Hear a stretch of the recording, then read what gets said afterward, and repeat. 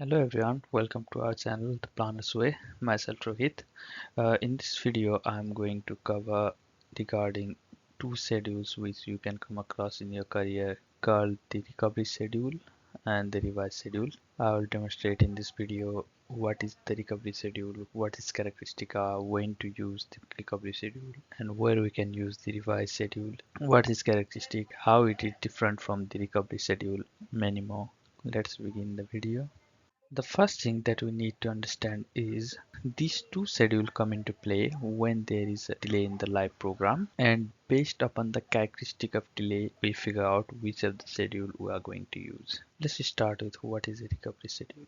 Basic definition: a recovery schedule is developed when the project is behind plan. As you already know, these schedules come into play when the project is behind the original plan. The purpose of this schedule is to bring back to track to meet the original completion date.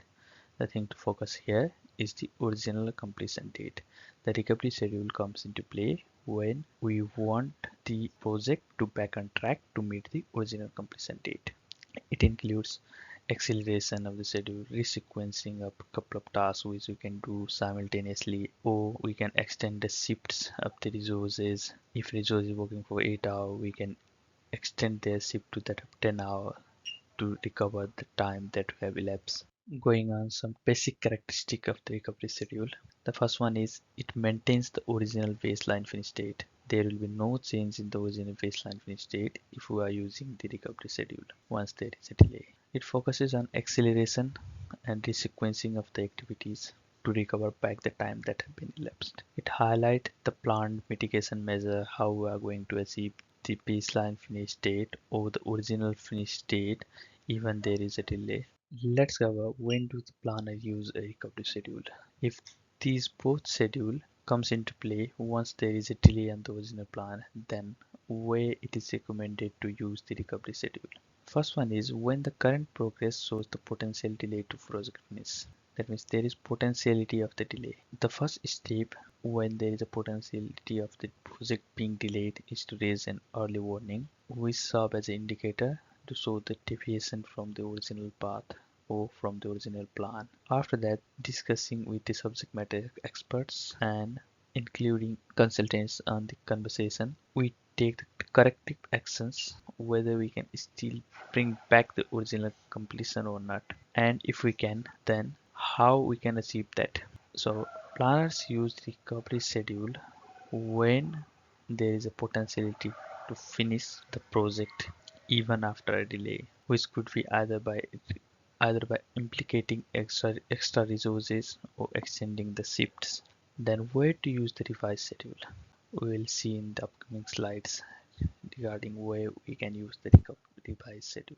Firstly, I'll cover what is a revised schedule.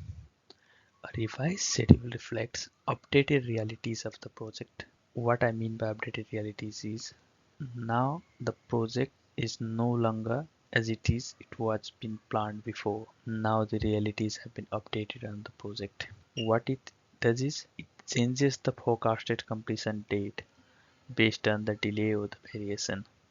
Here we are not mitigating the delay, but we are implicating that delay on the schedule to get the new forecast date. It is used when delay cannot be recovered realistically. That means the schedule is already in a stage where we can't recover it back once it has been delayed in the program. On that cases, we can use the revised schedule.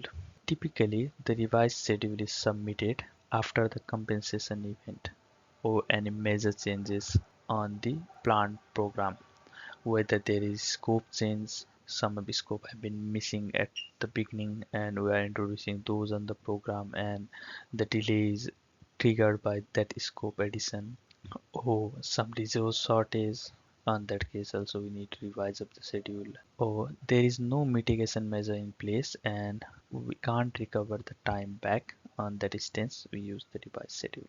The characteristic of revised schedule are there are updated logics duration and the sequences based on the actual progress or the actual delay that have been happened. It may alter the key milestones or that of the completion date.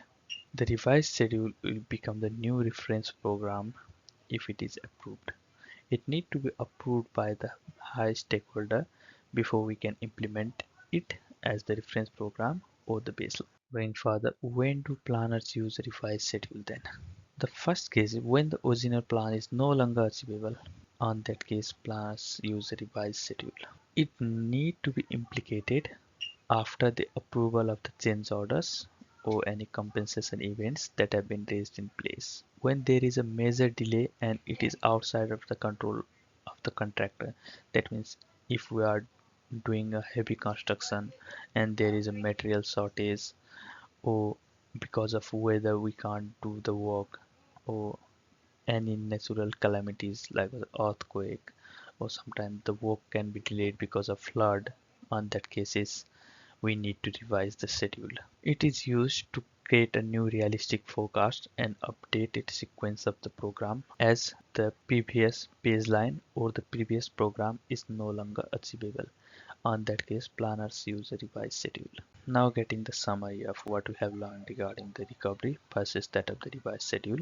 First, recovery schedule tries to protect the original contractual end date, where revised schedule adjusts the end date to reflect the actual delays. Recovery schedule is used as the mitigation measure and there will be acceleration of the task. But revised schedule is based on the approved changes or the claims. The recovery schedule can't be a baseline. We don't need to change the baseline over there. It is not a baseline, but revised schedule once approved, it may become a new baseline, and many more differences that we have learned here.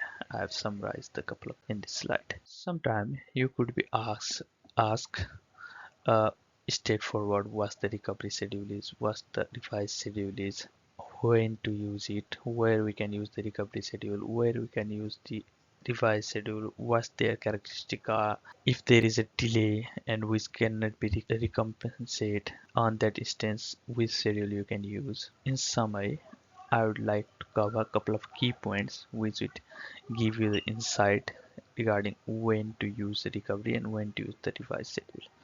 If a delay can be recovered, on that case it is recovery schedule. If delay can't be recovered, then it is revised schedule. As the name is clear by recovery, that means delay is recovered there. But in revised, the delay can't be recovered, so it is revised. We need to revise it. In most of the cases, if the delay is employer driven, that means if the delay is because of the client side, some get approvals.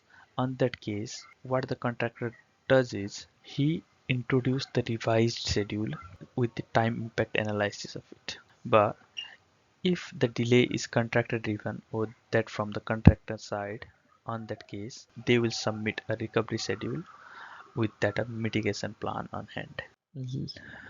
Let's taking the arbitrary values with a scenario example. Let's suppose the baseline finish of a program is on 30th September 2025, and the current forecast which we can see on the live program is 15th October 2025. On that case, we clearly see there is a delay of the 15 days. So on case A, what the contractor do, if the delay is from his side, he can add the extra manpower or accelerate on some task to get the schedule back on track. On that case, it is a recovery schedule. And taking the scenario B, if the delay is because of client instructions and you get approvals, on that case what the contractor will do is he will raise a compensation event and send it across with the revised schedule and the new completion date.